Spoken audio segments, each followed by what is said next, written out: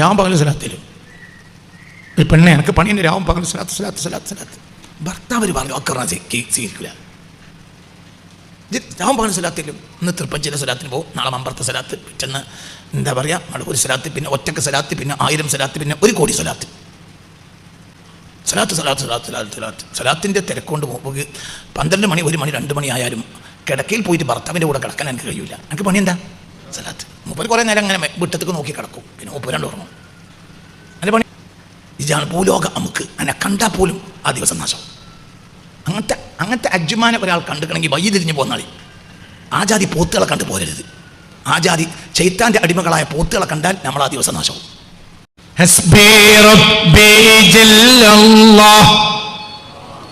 ഉറക്കെ ഈമാനോടുകൂടി ഉറക്കെ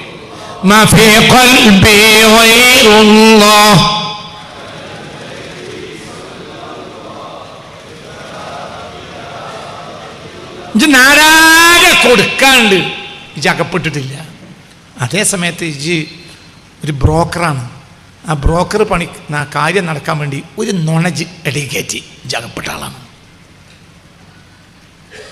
ഒരു ചെറിയ തിരികൽ ഇവിടെ തിരികെ ഒരു കച്ചവടം നടക്കാൻ വേണ്ടി ഒരു നുണയൊക്കെ പറയേണ്ടി വരും എന്ന് വിചാരിച്ചു.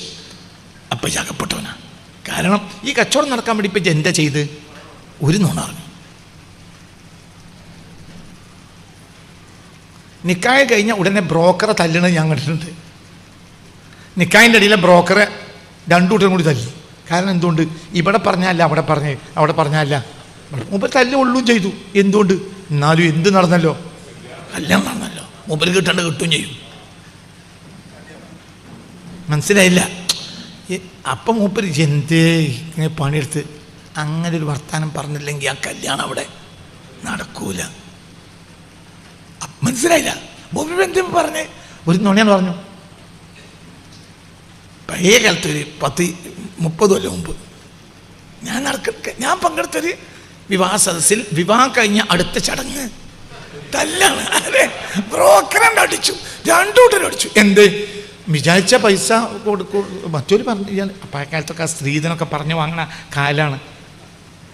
അപ്പം പറഞ്ഞു നോക്കുമ്പോൾ സ്ത്രീധനല്ല, ഒരു വിചാരിച്ച എത്രയല്ല. അപ്പം എന്താ വെച്ച് മറ്റൊരോട് ഇപ്പം പറഞ്ഞു ഒരു എത്ര തരുന്നു, മറ്റൊരോട് പറഞ്ഞു ഇത്ര കൊടുത്താൽ മതിയെന്ന്. ജവ്വത്തുക വാങ്കാത്തുക സെക്കീന എന്ന് പറഞ്ഞുകൂടെ സംഗതി കൊടുത്തു വാങ്ങി. നീ ഇപ്പം സെക്കീന എന്താണെങ്കിലും പുതിയാപ്പള വിടൂല. മനസ്സിലായില്ലേ പറഞ്ഞേ? മനസ്സിലായില്ലേ? ചിന്തിക്കി ഒരു ഒരു കാര്യം നടക്കാൻ വേണ്ടി ഒരു നുണ കയറ്റി നാനാകാര്യം കൊടുക്കാണ്ട് അകപ്പെട്ടല്ല. പക്ഷെ നുണ പറഞ്ഞാണ് നടത്തിയേ, ഇത് അകപ്പെട്ടവനാണ്. മനസ്സിലായില്ലേ? ചിന്തിക്ക്. ഇതന്നെ ഇങ്ങനെ കൂട്ടിക്കളി എന്ത് കൂട്ടുക? ചിന്തിക്കണം. ഒരു കാര്യം നേടാൻ വേണ്ടി ഒരു കളവ് നീ കയറ്റി. മുനാഫിക്ക് പറഞ്ഞാൽ ആരല്ല? കളവ് പറഞ്ഞുകൊണ്ടേ ഇരിക്കണവനല്ല. കളവ് പറഞ്ഞവനെ പറയൽപ്പോൾ സർവ്വസാധാരണയായ ഒരാൾ സ്വീകരിക്കൂല, ഓനൊരു ഏർപ്പാട് നടക്കൂല. മുനാഫിക്കാരനാരാ? ഇത് ഹദ്ദസ കദബ, വർത്താനം പറഞ്ഞാൽ നുണ അറിയും. അപ്പം നുണ പറയല്ല. എന്താണ് പരിപാടി? നുണ പറയല്ല. ഇത് കല്ല് വിൽക്കുകയാണ് എങ്കിൽ കല്ലിനൊരു വില ഉണ്ട്, അതേ കിട്ടുള്ളൂ. ഇത് 1 കിലോ അരിൻ്റെ ഇടയിൽ 25 ഗ്രാം കല്ല് കയറ്റുക. അപ്പോൾ ഈ കല്ലാണ് വിറ്റ്. എന്തോ ഒരു കൗമാണ് പഠിച്ചോനെ. 1 കിലോ അരിൻ്റെ ഇടയിൽ 25 ഗ്രാം കല്ലാണ് കയറ്റി. കല്ല് വിൽക്കുകയാണെങ്കിലോ കല്ലിനൊരു വില ഉണ്ട്. കല്ലിനൊരു ലോഡിന് 5000 ഉറുപ്പിക കിട്ടും. ഇതൊരു ലോഡിന് ലക്ഷക്കണക്കിന് കിട്ടും. കല്ല് വിൽക്കുകയാണെങ്കിൽ അതിന് പരിധി. കല്ലല്ല. എന്താണ് ചങ്ങാതി? ചരൽക്കല്ല് വിൽക്കുകയാണോ? അല്ല. പക്ഷെ ചരൽക്കല്ല് വിറ്റു. എങ്ങനെ പറയണ? 1 കിലോ അരി ഇങ്ങനെ പിടിച്ചു നോക്കിയപ്പോ എല്ലാവരും പറഞ്ഞു നല്ല അരിയാ. അതിന്റെ ഇടയിൽ മറ്റവനോട് കയറി 1 കിലോ അരിയിൽ 100 ഗ്രാം കയറ്റിയാണ് ജനങ്ങൾ കാണും. മറ്റേ 25 ഗ്രാം കയറ്റിയാൽ എന്റെ വിചാരിക്കും അതിപ്പോ ഭൂമിയിലല്ലേ, ഞാനിങ്ങനെ ചൂടായ എന്ത് പറയും? ഇതൊക്കെ മണ്ണിന്ന് കൊണ്ടുവരുന്നല്ലേ ഹാജിയരെ, കല്ല് തരാക്കും. നിങ്ങളിപ്പോ ദുനിയാവിൽക്കാരും അരി നെല്ലും കാണാത്ത മാതിരിണ്ടല്ലോ. അപ്പൊ ആദ്യം മാനം കിട്ടു. എന്തേ?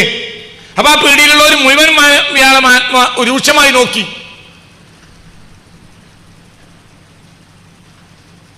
മനസ്സിലാണ്ട് പറഞ്ഞ ചിന്തിക്ക് എന്നെ.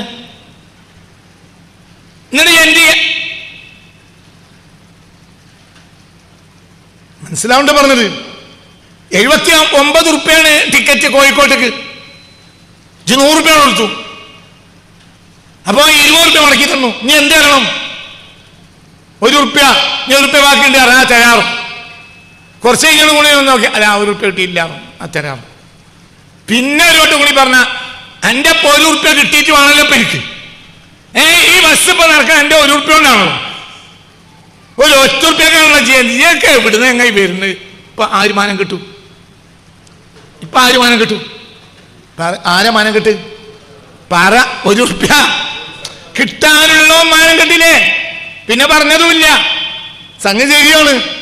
ഇങ്ങനെ 100 കണക്കിന് ആളുകൾ വൈകുന്നേരം നോക്കുമ്പോൾ കയറുമ്പോൾ ഓൽക്ക് ഓരിയാക്കാൻ ഒരു 500 റുപ്യ ഉണ്ടാവും.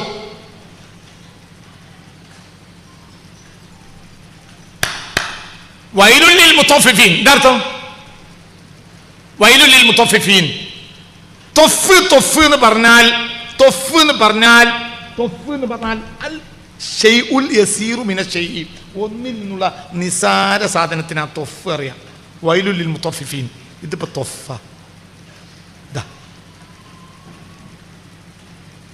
ഇതിന് ഇത് വലിക്കുക.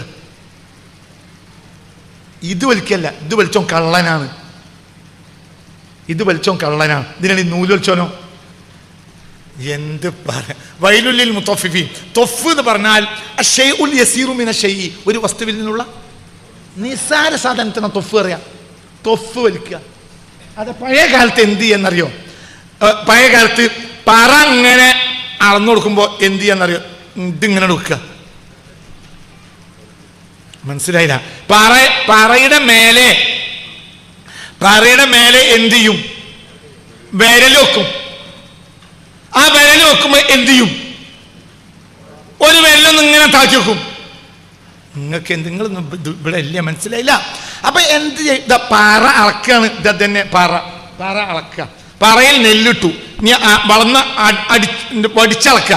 വടിച്ചെടുക്കുമ്പോ ഇങ്ങനെയാണ് അളക്കണ്ട്. ഇങ്ങനെയാണ് അളക്കുന്നതിൽ എന്ത് ചെയ്തു? ഒരു വിരൽ ഒന്നിങ്ങനെ താഴ്ത്തി. അപ്പൊ 50 ഗ്രാം നെല്ലിൽ പോന്നു. പ്രത്യക്ഷം കാണൂല. ഒരു പറ എന്ന് പറഞ്ഞാൽ മനസ്സിലായില്ല? ഒരു ചാക്കറ 10 പറയാണ്. 10 പറ 10 അടങ്ങായിയാണ് ഒരു പറ. 10 അടങ്ങായിയാണ് ഒരു പറ. ഒരു 10 അടങ്ങായിന്ന് നേടിയതെത്തെ 25 ഗ്രാം നെല്ല്. മനസ്സിലായില്ല? ഈ തൊഫാണ് കിട്ടിയത്. തൊഫ് പറഞ്ഞാല് ഒരു ലേശം, ഒരു 25, അതായത് 10 ഇടങ്ങാഴിയാണ് ഒരു പറ. ഒരു പറയെന്ന് നീ വിരൽ ഇങ്ങനെ വെച്ചപ്പോ കിട്ടിയത് എത്രയാണ്? 10 ഗ്രാം അല്ലെങ്കിൽ 25 ഗ്രാം. അങ്ങനെ കുറെ നാക്കുമ്പോ കുറച്ച് കിട്ടും. ഇപ്പൊ അവനാരാ? മുത്തഫിഫ്. എന്താണ് പറഞ്ഞ് മനസ്സിലാവണില്ലേ? വൈലുല്ലിൽ മുത്തഫിഫീൻ. ഇത്തരം ആളുകൾക്ക് വൈലെന്ന നരകാണ്. എത്ര ഇവിടെ വാങ്ങിയത്? 10 ഗ്രാം. ഒരു പറ അളന്നപ്പോ എത്ര കിട്ടിയേ? പറയുടെ മോനെ, ഒരു പറ അളന്നപ്പോൾ കുടന്ത്രത്തിൽ ഇവൻ നേടിയ എത്ര? 10 ഗ്രാം. അപ്പോഴേ മൂപ്പർക്ക് ഒരു സമാധാനം കിട്ടുള്ളൂ.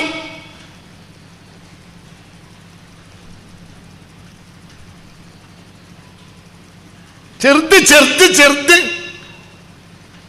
ഒരു ഫർണിച്ചർ കച്ചവടക്കാരൻ എന്നോട് പറഞ്ഞു, ഒരു സർക്കാർ ഓഫീസിലേക്ക് ഒരു ടീപ്പോയി വാങ്ങിയപ്പോ പിന്നെ ബില്ല് പിന്നിട്ട് എന്നാ മതി എന്ന് പറഞ്ഞ് മൂപ്പര് സാധനം കൊണ്ടുപോകാൻ വേണ്ടി പറഞ്ഞു. ഞാൻ അതിന്റെ ഓഫീസ് പോയി വന്ന് കൊണ്ടുപോയി. പിന്നെ വൈകുന്നേരം മൂപ്പര് പള്ളി നടപ്പോൾ പറഞ്ഞു, എത്രയാണ് വില? പിന്നെ 150 റുപ്യ. 125 എഴുതി കളട്ടാ. എന്തിനാ വന്ന്? ജമാഅത്തിനാ.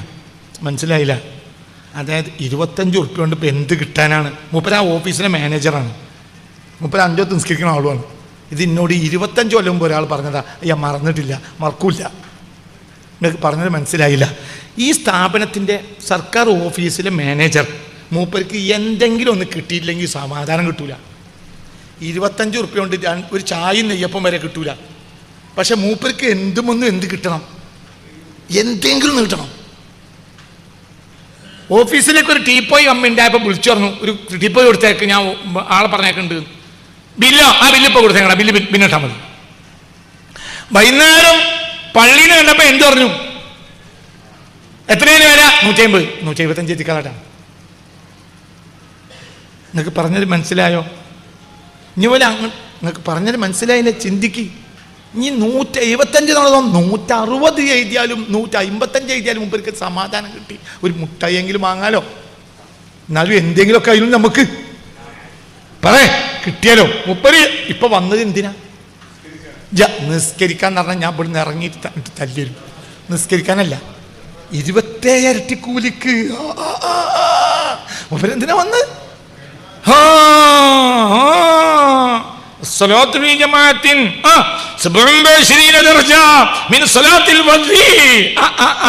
മുപ്പര് അതിന്റെ ഇടയിൽ ആരോ ഏതോ പീഡിയക്കാരൻ കച്ചവടത്തിന് തിരക്കൊണ്ട് ജമാഅത്തിന് പോകാത്തവനെ ചീത്തറിഞ്ഞോണ്ട് വന്ന മുമ്പ് ഇവിടെ എങ്ങനെ ഇരുന്നോ?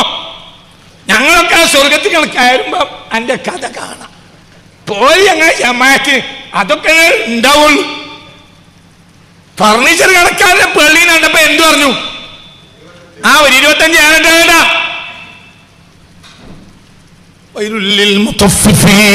ഇതാണ് തൊഫിന്റെ ആള്. എന്തെങ്കിലും ഒന്ന് കിട്ടാതെ സമാധാനമില്ല. അള്ളാഹു നമ്മളെ കാക്കട്ടെ. ടീപ്പോയി കേട്ടുണ്ടാവൂല, ടീപ്പോയി മുമ്പ് കാക്കൂല, ടീപ്പോയി ആട്ടോ ഒരു കാണാനായിരുന്നു. മനസ്സിലായില്ല?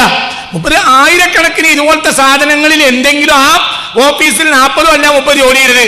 അപ്പോഴത്തേക്ക് എല്ലാ ദിവസവും തൊപ്പ് മുപ്പത് തലയിൽ കയറും. ആ തൊപ്പാണ് നാളെ 30 തൊപ്പിയാകുക. അള്ളാഹു തല കാത്തു രക്ഷിക്കട്ടെ. ചിന്തിക്ക്. അകപ്പെട്ടോനാ ദകപ്പെടൽ.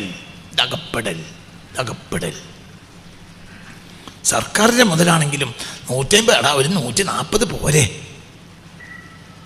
സർക്കാരിന്റെ മുതൽ നമ്മളെ മുതലല്ലേ എന്നോൻ എല്ലാവരോടും പറയുന്നുണ്ട്.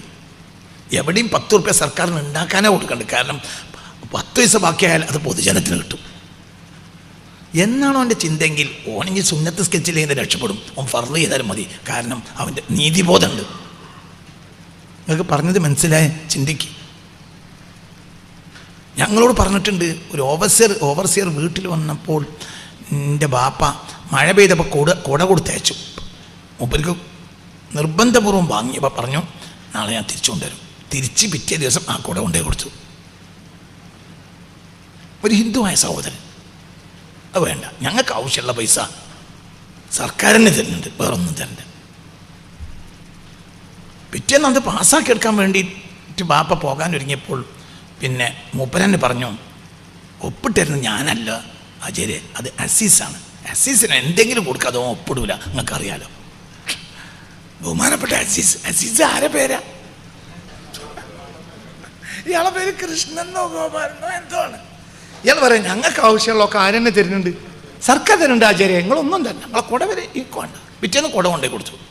പിറ്റേന്ന് ഇത് പിന്നെ ഒരു പിന്നെ ഇതൊന്ന് മാറ്റാനോ വാപ്പാനൊരു ഇലക്ട്രിക് പോസ്റ്റ് മാറ്റാനോ മറ്റോ ആണ് വാപ്പ വന്ന് നോക്കി സമ്മതിച്ചു. അയാൾ ചെയ്ത് കൊടുത്തു. പിന്നെ ഞാൻ അത് എഴുതി കൊടുക്കുക, അതിൻ്റെ ഒപ്പിട്ടു. അത് അസീസാണ്. അസീസ് എന്തെങ്കിലും ചെയ്യാതെ തരൂല.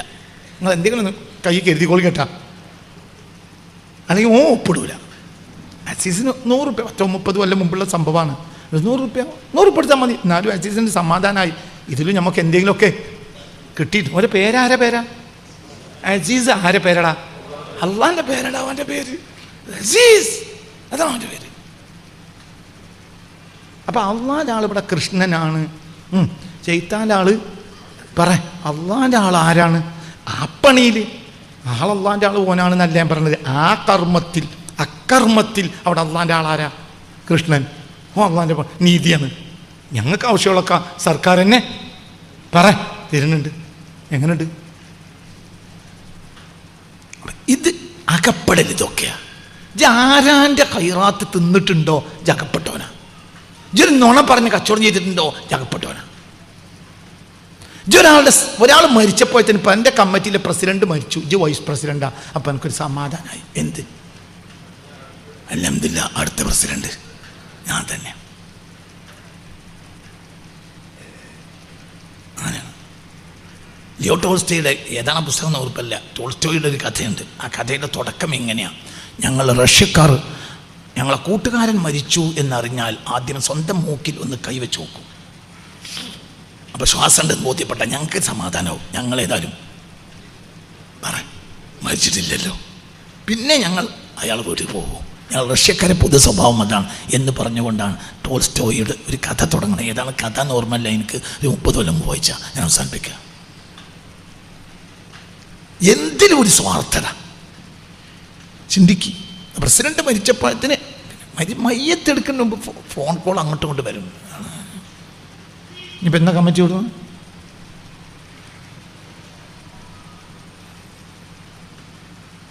ഹജ്ജിന് പോകുമ്പോഴെങ്കിലും ആ കണക്കും ബുക്കൊന്നും ലെവലാക്കി കൊടുക്കൂല. അത് നാളെയാക്കാൻ പറഞ്ഞാൽ ഹജ്ജിന് പോണേൽ തലേന്ന് കമ്മിറ്റിക്കാർ വിളിച്ചോട് പറയും അതാണ് ലെവലായില്ല, നമുക്ക് വന്നിട്ട് നോക്കാം. വന്ന ജനറൽ സെക്രട്ടറി എന്തേ കണക്ക് ക്ലിയറാക്കി കൊടുക്കാഞ്ഞു?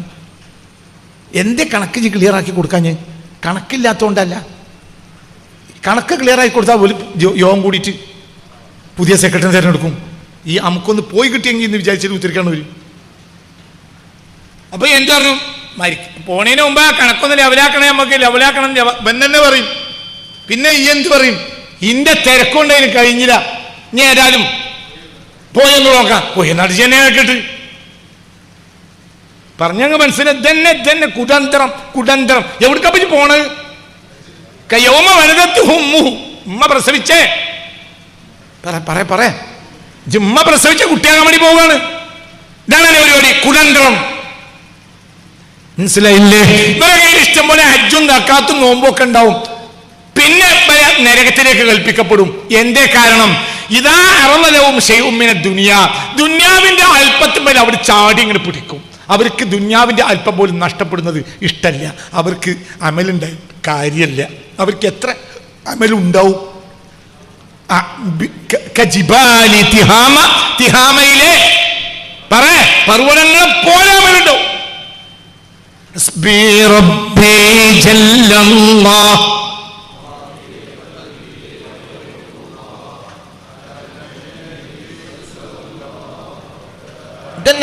ഇതൊക്കെ അകപ്പെടൽ. രാമ്പകലും സ്വലാത്തില്ലും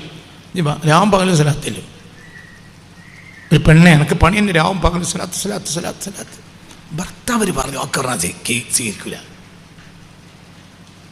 രാവും പകലും സ്വലാത്തില്ലും. ഇന്ന് തൃപ്പഞ്ചിലെ സ്വലാത്തിന് പോകും, നാളെ മമ്പറത്തെ സ്വലാത്ത്, ചെന്ന് എന്താ പറയുക മടക്കൂർ സ്വലാത്ത്, പിന്നെ ഒറ്റക്ക് സ്വലാത്ത്, പിന്നെ 1000 സ്വലാത്ത്, പിന്നെ 1 കോടി സ്വലാത്ത്. സ്വലാത്തിൻ്റെ തിരക്കൊണ്ട് 12 മണി 1 മണി 2 മണി ആയാലും കിടക്കയിൽ പോയിട്ട് ഭർത്താവിൻ്റെ കൂടെ കിടക്കാൻ എനിക്ക് കഴിയൂല. എനിക്ക് പണി എന്താ? സ്വലാത്ത്. മൂപ്പര് കുറേ നേരം അങ്ങനെ വീട്ടത്തേക്ക് നോക്കി കിടക്കും, പിന്നെ മൂപ്പരാണ്ട് ഉറങ്ങും. എൻ്റെ പണി എന്താ? ഇതാണ് ഭൂലോക അമുക്ക്. എന്നെ കണ്ടാൽ പോലും ആ ദിവസം നാശം. അങ്ങനത്തെ അജ്മാനെ ഒരാൾ കണ്ടുക്കണമെങ്കിൽ വൈതിരിഞ്ഞ് പോന്നാളി. ആ ജാതി പോത്തുകളെ കണ്ടു പോരരുത്. ആ ജാതി ശൈത്താൻ്റെ അടിമകളായ പോത്തുകളെ കണ്ടാൽ നമ്മളാ ദിവസം നാശവും. നിങ്ങൾക്ക് പറഞ്ഞ് മനസ്സിലാവുന്നുണ്ടോ? എന്താ 30 പണി? സ്വലാത്ത് 1 കോടി സ്വലാത്ത്. റബീഉൽ അവ്വൽ ആവുമ്പോഴത്തിന് 1 കോടി സ്വലാത്ത് ചൊല്ലി തീർക്കണം. സ്വലാത്ത് സ്വലാത്ത്. ഭർത്താവ് ഒന്ന് ഇവിടെ വന്ന് കിടക്കുക പറഞ്ഞാൽ അത് കേൾക്കൂല. ഞങ്ങളിപ്പോൾ കുട്ടിക്കളി മാറിയിട്ടില്ലല്ലോ.